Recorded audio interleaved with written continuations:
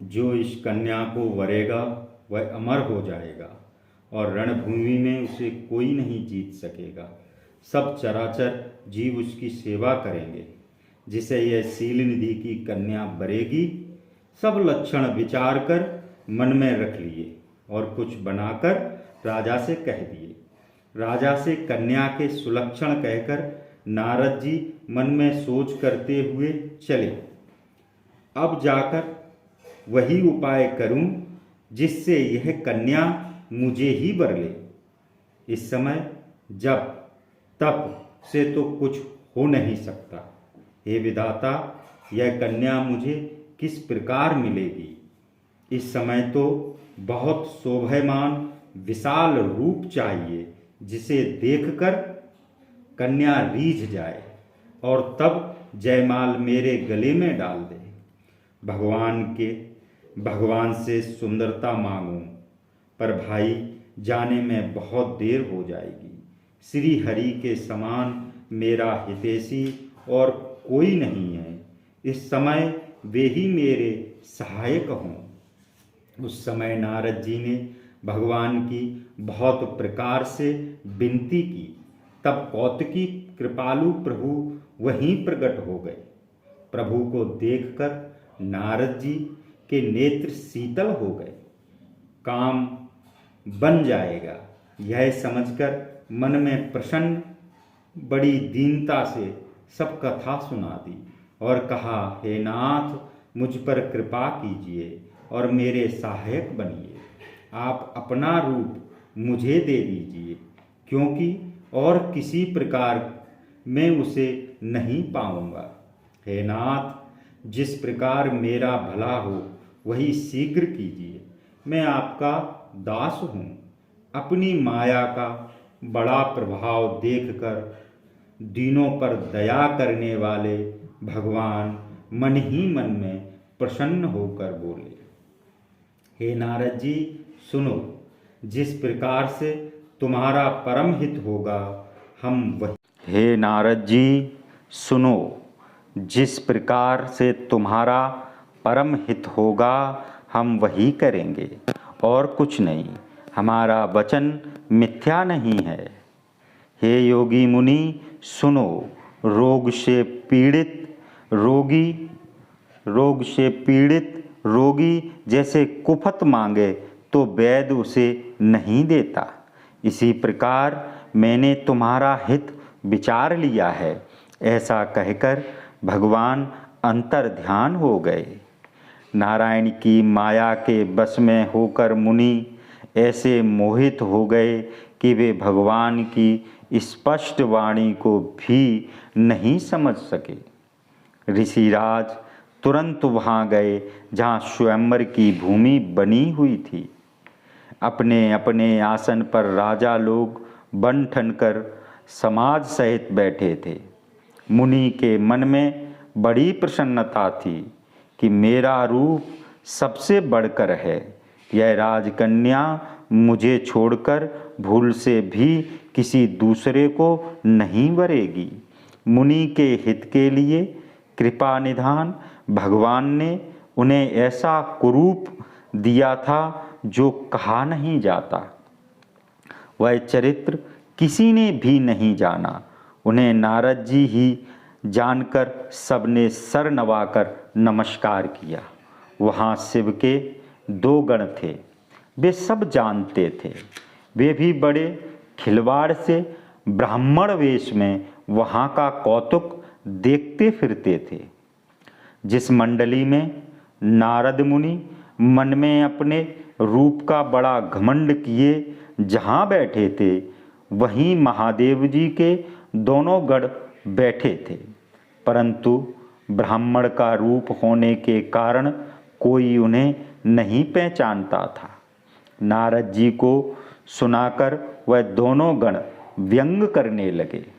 भगवान ने इनको अच्छी सुंदरता दी है। राजकन्या इनकी छवि देखकर रीझ जावेगी। इन्हीं को हरि बानर जानकर खास तौर से बरेगी। मुनि तो मोह में थे, क्योंकि मन पराये हाथ में था। शिवजी के गण हंसी कर रहे थे। यद्यपि मुनि उनकी अटपटी बात सुन रहे थे, तथापि कुछ बात समझ नहीं पड़ती थी, क्योंकि बुद्धि तो भ्रम में पड़ी थी। वह विशेष चरित्र किसी ने नहीं जान पाया, केवल राजकन्या ने वह रूप देखा।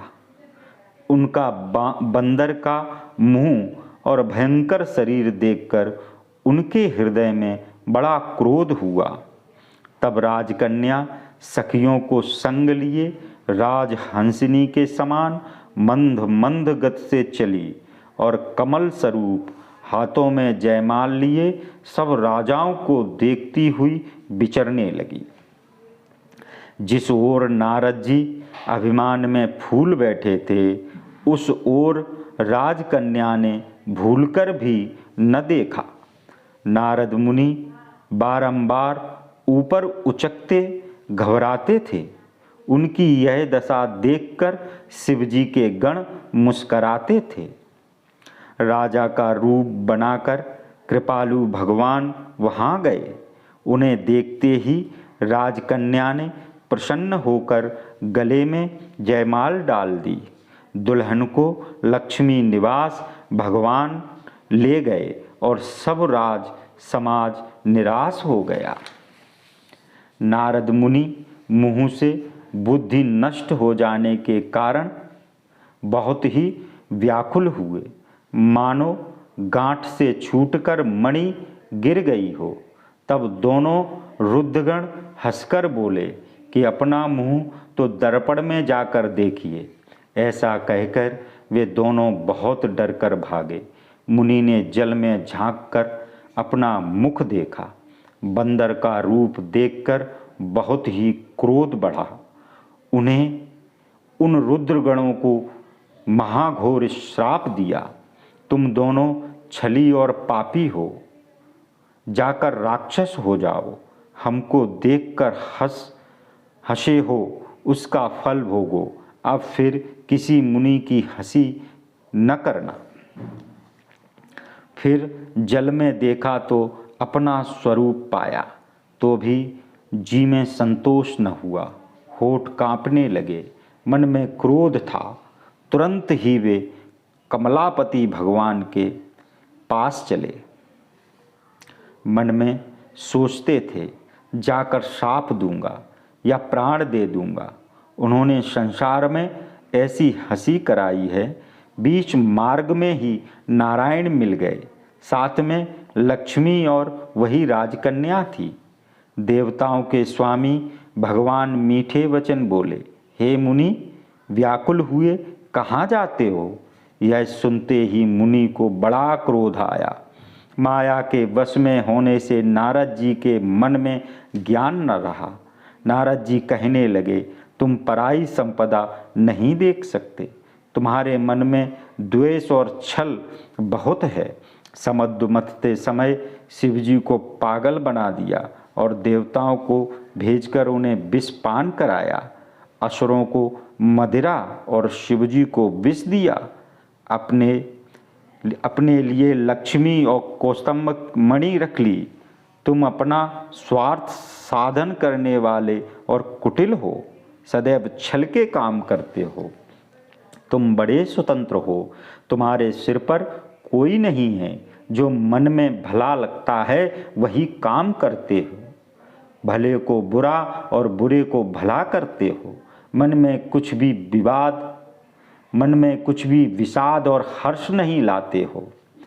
ठग कर सबकी परीक्षा लेते हो।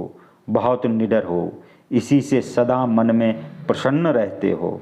अच्छे बुरे काम में तुम्हें रोक नहीं। अब तक किसी ने तुमको ठीक नहीं किया। अब अच्छे घरों में बयाना दिया है, अपने किए का फल पाओगे। जिस शरीर को धारण करके तुमने मुझको ठगा है, वही राजा का शरीर धारण करोगे। यह हमारा श्राप है। तुमने हमारी आकृति बंदर की सी बनाई थी, इसी कारण बंदर ही तुम्हारी सहायता करेंगे। तुमने हमारा बड़ा निरादर किया है, इस कारण स्त्री के वियोग से तुम भी दुखी होगे। श्राप सिर पर चढ़ाकर मन से प्रभु ने मुनि की बहुत विनती की। फिर कृपा निधान भगवान ने अपनी माया की प्रबलता खींच ली। जब हरि भगवान ने माया दूर कर दी तो न वहाँ लक्ष्मी जी रहीं न राजकुमारी ही। तब मुनि ने बहुत डरकर श्री हरि के चरण पकड़ लिए और बोले, हे भक्तों के दुख दूर करने वाले, मेरी रक्षा करो। हे कृपालु, मेरा श्राप मिथ्या हो जाए। तुम सुन। दीन दयाल प्रभु ने कहा, यह मेरी ही इच्छा से ही हुआ है। नारद जी ने कहा, मैंने आपको